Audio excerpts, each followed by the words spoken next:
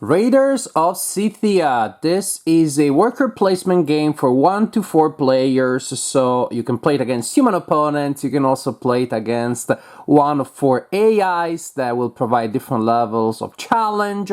From the size of the box, the shape of the box, and the art, I believe that this is going to be a reimplementation or a sequel of Hadrian's Wall. Turns out that I was wrong, that the game is a reimplementation slash sequel to Raiders of the North Sea. And I like Hadrian's Wall. I also happen to like Raiders of the North Sea. So, it was serendipitous that the game turned out to be different from my expectations, but at least it's still based on a core engine that I liked originally.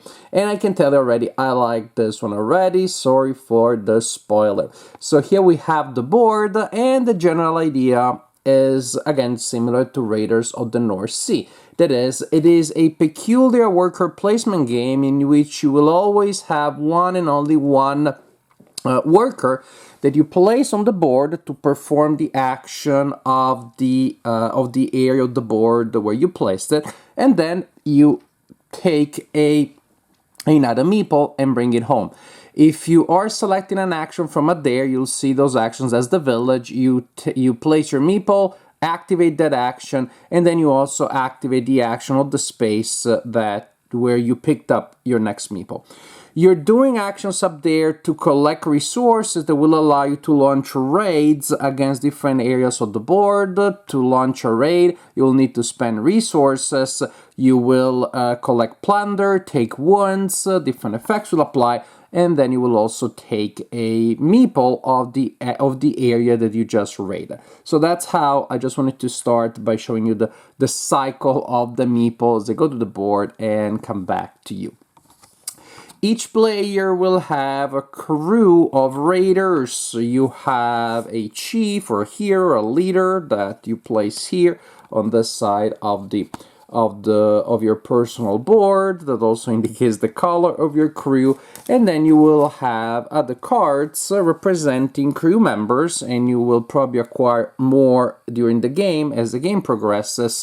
You will, during the game, spend silver to hire crew members. That is, from your hand you play them onto your player board. That also indicates the maximum number of crew members that you can have.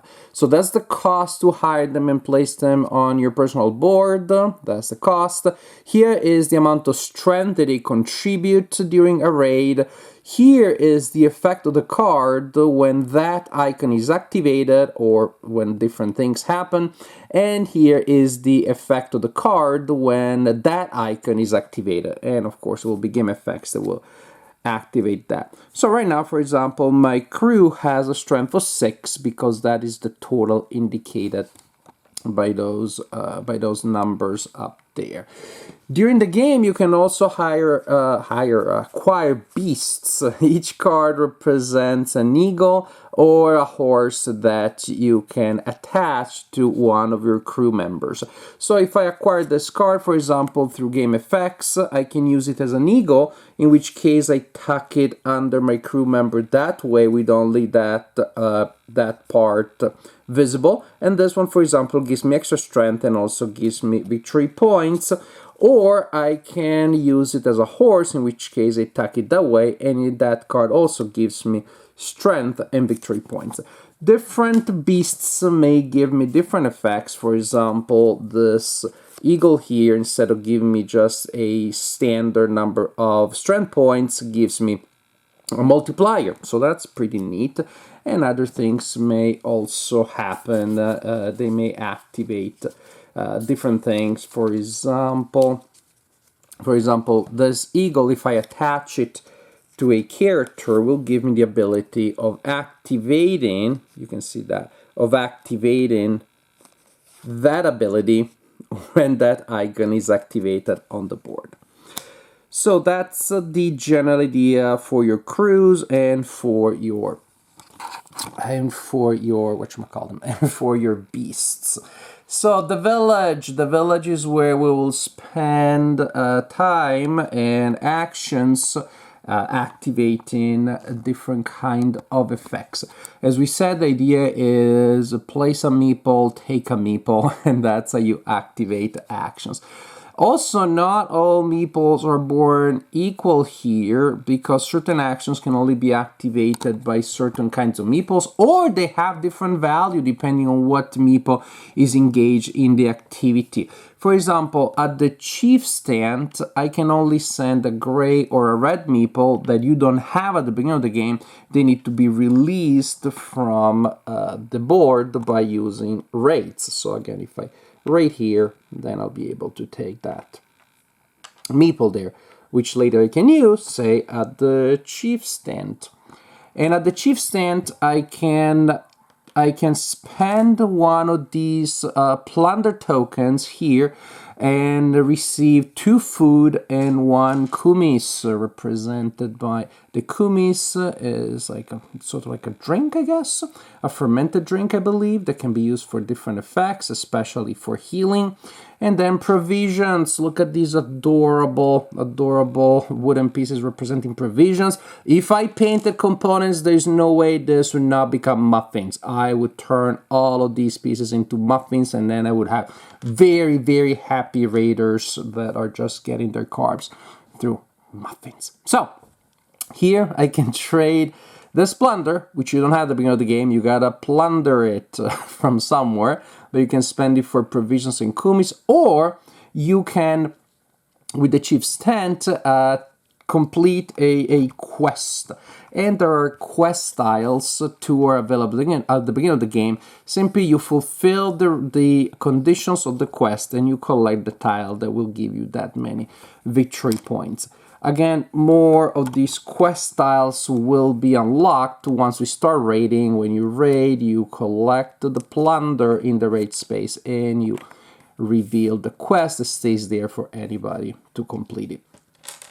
So that's for the action at the action or actions at the chief's tent. At the stables, and again, only a gray or a red meeple can go there. I can spend 2 coins to collect a card, to collect an eagle, or I can spend one of these plunders here to collect a horse. Other actions at the village, at the barracks, when I land there or when I pick up a meeple. At the barracks, I can hire a crew by spending the silver. You remember how that action works. Play a card from hand for that amount and add it to your board.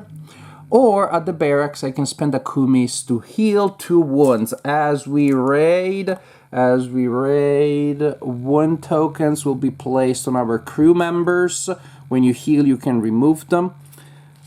And when a crew member has a number of tokens of wounds equal to their strength, that's still okay. They're still alive. It is just if it would take another one that they would be removed. And sometimes you want to remove some crew members to make room for better ones.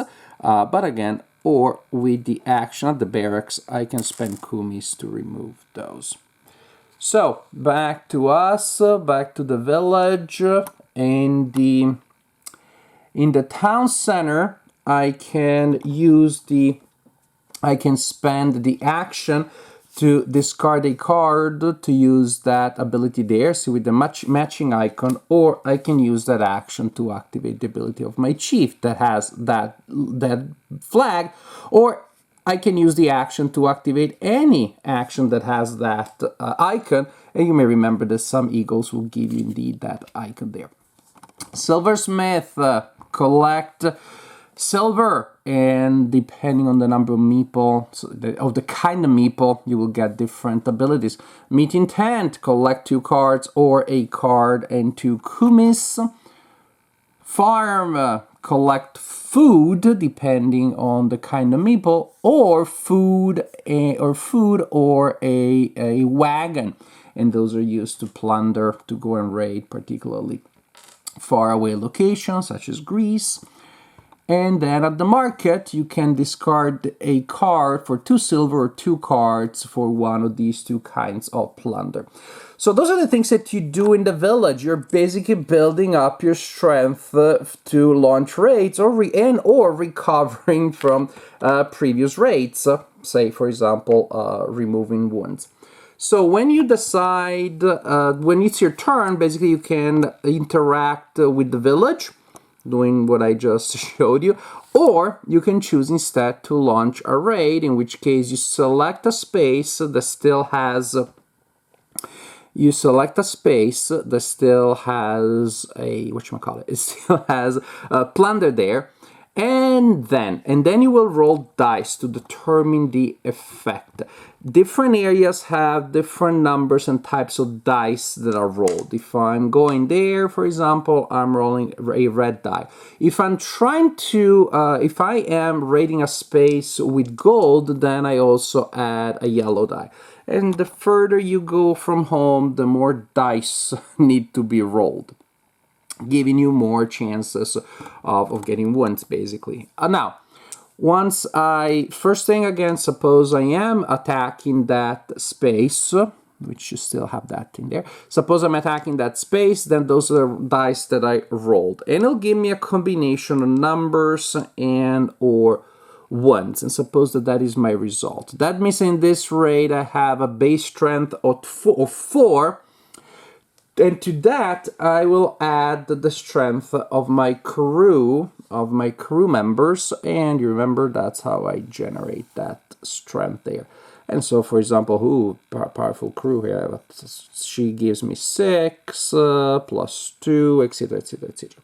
So I total my strength based on die roll and crew members, and then I check this section of the board here to see what that corresponds to. So in this raid, for example, if my strength is between 2 and 5, I would only take a 1. If it's 6 or higher, I would take a victory point.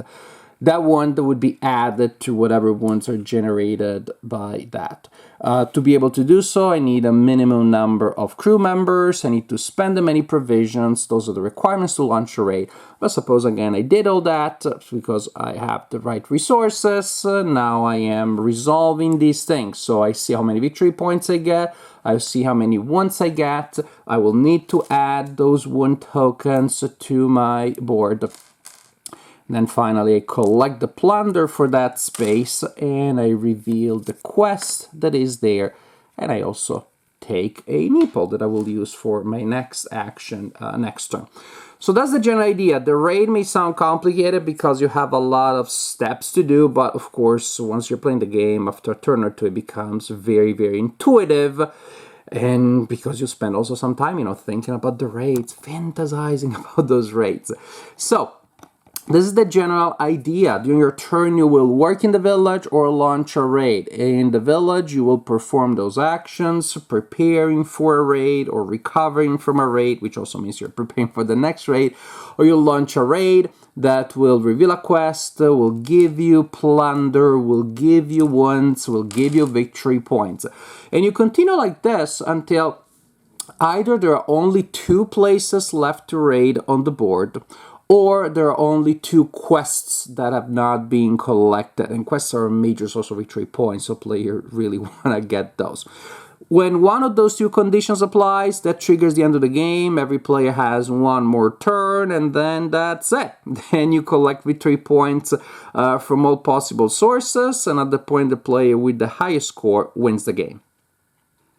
Raiders of Scythia is a really strong, fun, smooth design. When it comes to worker placement, there's a game that implements all of the lessons that we have seen in game design in the last decade or so, with a nice way of giving you actions while preventing you from taking some actions, so forcing you to think even harder than if you just have an action selection, action points kind of game. It does all of those things, and it does them very well in a mechanism that just gives you interesting problems to analyze all the time, interesting decisions. It really gives you a sense that good planning pays off, and it does, again, it really has, it implements the modern philosophy of gaming, which is that of engagement and decision. It implements that very well. And sure, maybe you have some turns that will feel a little more like by the book, because you come back from a raid, you have a ton of wounds, you gotta get rid of some of those before you can launch the next raid. So maybe there's a couple of turns which are about, well, I collect coins, I collect food, I get rid of wounds. But even then, because of the way the village is set up and constantly reset up, even those are not as obvious as maybe in other games, because it's not necessarily, well, okay, I heal some wounds and I collect some food, and next turn I'm gonna heal some wounds and collect some food, because maybe those two actions are not available. Maybe one of them is only available because because of the way the meeples are, because of where the meeples are, which meeples are available. Maybe, well, collecting food, if I do it next turn, is going to give me more food because I do it with a different meeple. So even those by the book turns, they still have some level of decisions that you do not always have, but definitely it's nice to have the flow, those ebbs and flow, as I build up, I launch a raid, with that element of excitement that you don't know necessarily how many wounds you're gonna have to deal with. So it's definitely interesting that with the two main cores of the design, the village and the raiding areas, you don't feel that you're doing the same thing over and over again. And there is an overall, that cycle again sort of like has a momentum, as of course you're raiding areas further down the board or further from home, and so they work differently. So really, really nice that way. Now, most people that play games as their hobby these days, they tend to be middle-class adults with a full-time job, so we have more disposable income than time, and that's why probably the solitaire option has become so important in the last decade or two. And so this game comes with a solitaire option, which I tried. I tried the solitaire option proper. Very often I play games two-handed, and I did this also. So actually, yeah, let me tell you about that. So I played the game two players in two ways. One, two-player two-handed, so I was controlling both sides, two different sides at the best of my possibilities, as I play so many war games. And then I played the game against the AI. So I played against two players only, and I think that works. I didn't feel like, oh my gosh, I wish I was playing three players, four players, so I'm missing something. Because the game, just looking at the board, scales perfectly. Meaning you're gonna have more areas to plunder with three players, and even more with four players. So it's not that dynamic, creates claustrophobia or scarcity based on that. There's going to be, relative to players, always the same amount of places to raid and plunder. So I played it two-handed, and it worked that way, and I enjoyed it. And then I also enjoyed the AI. And it's the kind of AI that I like. First, because it's simple. Second, because the turns of the AI are fast and they're designed for effect. Like, I don't want to see the thinking of the AI because they don't exist. It's not a human being there. I just need to see what that changes for me as the human player. And the AI is very simple. You draw a card and you go through several options until you find one that they cannot perform. If they go all the way to the bottom, well, they perform that one. So basically you check, they'll try to raid an area in a certain region. If there are no raidable areas available, then they get a reward, which may be they get a horse or they get a quest. Then they check, do we have enough provision? They do. They go to the next line. Otherwise, they collect provisions. Do they have enough? If they have enough provisions, do they have enough strength to raid that area? If they don't, they collect a horse, and that is how they generate strength. They don't have crew members. They have like a leader and then a collection of horses. They have enough strength to finally raid, then they collect the plunder, they raid the area, they discard the plunder, they raid the area, they score points, and they discard food and horses. So that's what they're doing. They are collecting food and horses, and from time to time raiding. So it's very simple AI to implement, and again, very quick to implement. To me, that's important because I'm planning my turn, playing my turn, and I flip a card. Okay, they collect 2 food. Then I'm playing my turn, I flip the card. Oh, they collect a horse. Playing my turn. Darn it, they are raiding. And then they remove stuff from the board. So to me, that simulates a very quick thinking, very effective player I'm playing against. No downtime there. There is definitely the kind of proportion between my agency and what I need to resolve the AI that I like. So it felt like playing against a human opponent that was very kind, that was playing very quick, and also that opponent was very good and really left me in the dust. They almost looped me around the board, and that's fine. You want an AI that is challenging. Also, if you play solo, it plays in under an hour. Against the AA plays in under an hour. So you really have a game that you can play quickly, easily, even if no one is available. So Raiders of Scythia, it is a really strong worker placement game with really nice looking components. The wooden components feel good. Those muffins look adorable. The production is great. The gameplay is really strong. It's chock full with meaningful decisions, nice flow, nice progression, and it also works well against the AI. So definitely high marks from me for Raiders of Scythia.